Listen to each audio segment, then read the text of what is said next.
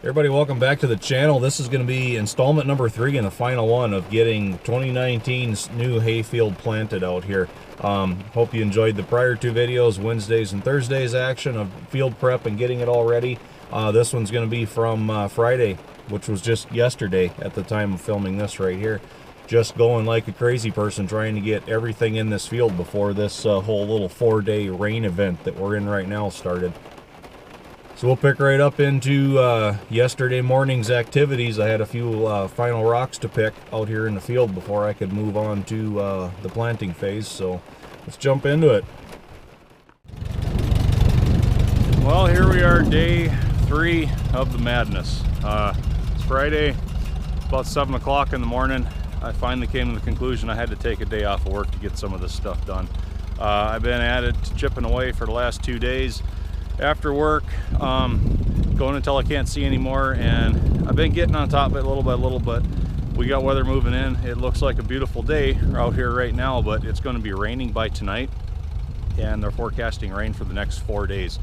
So if I don't get all of this seeded and done today, I'm going to be locked back out for at least another couple weeks, and that's if we don't get any more rain after what is forecasted right now. So I got 2 full rock sleds cleaned out of the field last night before it got dark. I got the H running today with the sled. I'm going to do one more trip around the field, get most of this lower in. There's just a few nuggets down here that I had my eye on, and we'll be pretty much done with that. So start off today by picking the last of the rock, and then we'll move on.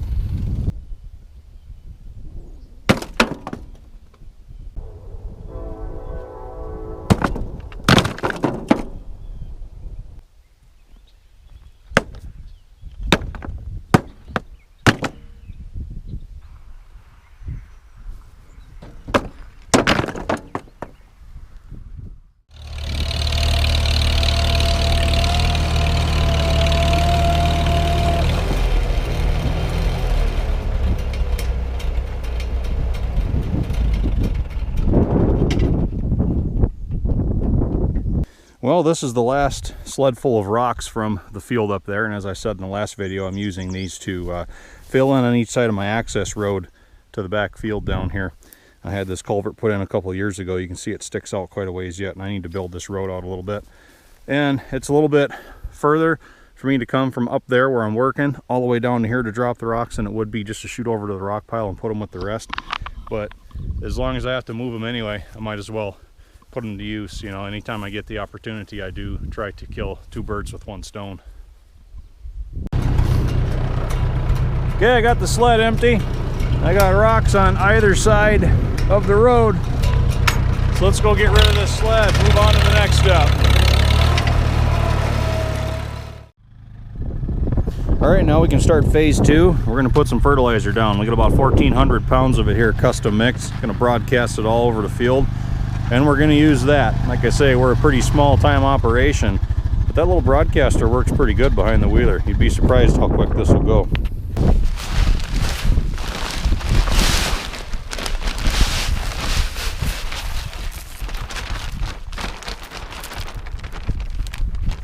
So that's 4 bags, 200 pounds of fertilizer, and of course we have quite a bit more left to go, but we have the conversion charts on the side that tell you how to do your settings versus your ground speed. 3 miles per hour excuse me, is a very good speed for this.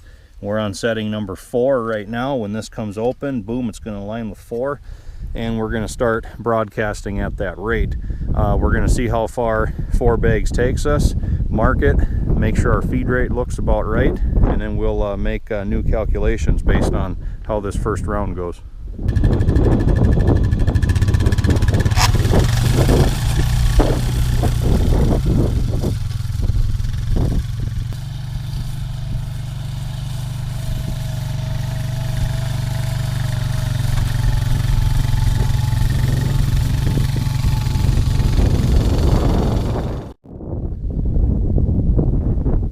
Fertilizer coverage is to kind of give an example of what the broadcast seeder does.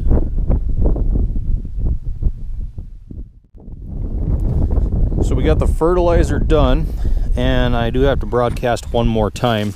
This is the meadow brome grass, and because of the long skinny nature of the seeds, they just plug up. They bridge too bad in my drill, and they plug the chutes. So I've had the best luck broadcasting this as well. So we'll get this put in the hopper next. We already know what our settings need to be because we broadcasted this and had good luck planting it before.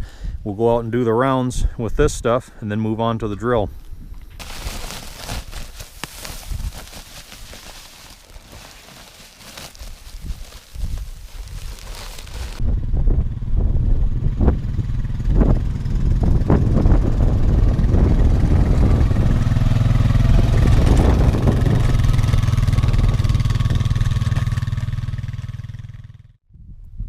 Well, now for the main event. We're finally getting the grain drill out here. We have a mixture in the grass seeder bins of red clover and Timothy. And these are very, very fine seeds, just to the point that they'd blow away even. But it's gonna come onto this grass seeder hopper, down these little tubes into the main chutes, and then these discs down on the back. If I can shield this from the wind. It's going to come down between these discs. They're going to cut a little bit of a channel. All that seed's going to come down into that channel, and then the drag chains will cover them up. So we have these planks on here. That's where someone is going to ride and make sure that all these seeds have a good chute to go into, and we'll use this little paintbrush to make sure that everything stays level in the hoppers and stays even.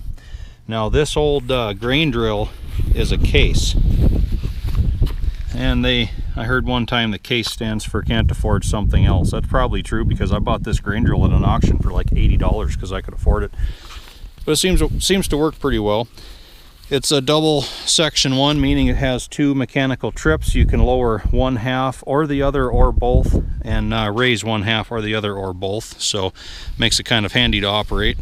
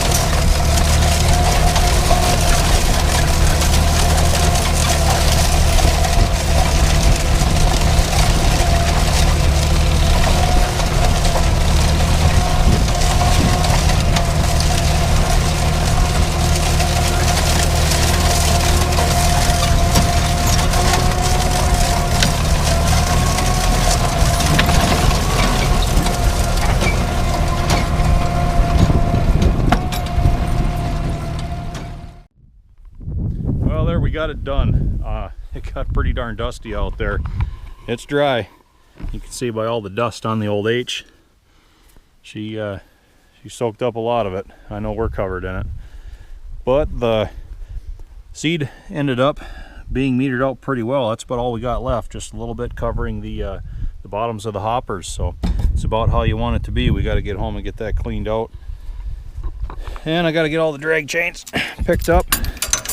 Last year when I was out here seeding, I forgot to pick all these up, and boy, when I got down onto the tar, it reminded me. They made a heck of a racket.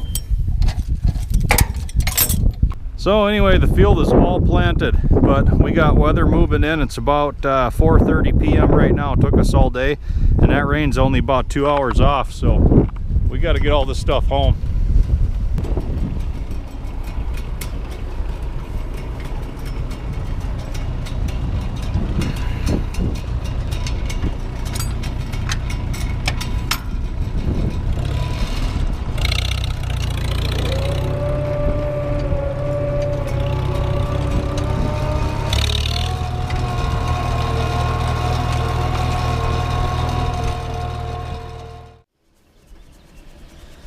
Well, I have to say, all in all, that went pretty smooth today.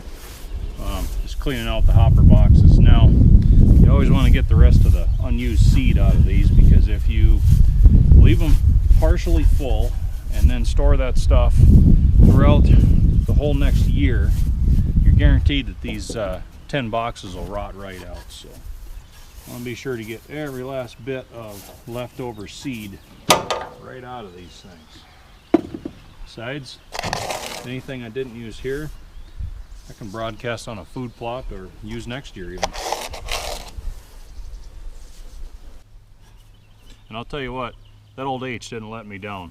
That tractor is just the best. She never gets any quieter in the back end, but whenever I need that thing to start and run and do a job until it's done and do it reliably, she steps up to the plate every time. I just love that old tractor. So anyway, that's pretty much the full rundown on the 3 long days I put in on this field trying to get all this stuff done before the rain here started. But all that matters is I got it in and it's done. Like I said before, I'm not a professional farmer, and I'm sure the professional farmers out there are probably, you know, wincing and snickering and laughing and finding all kinds of things that I did wrong. But I just kind of come on here and have fun. For as much work as it is fun. But just about anything I do is guaranteed to leave this poor old run-out hayfield better than what I found it. So that's pretty much the main goal right there. But anyway, I'm happy that that it's in. I'm happy that it's raining. I'm happy that those seeds are getting a good drink and we can get the growing process underway. So, guys, as always, thanks for watching. I hope you enjoyed the 3-part series of getting this field put in. I think I'm gonna go home and take a nap.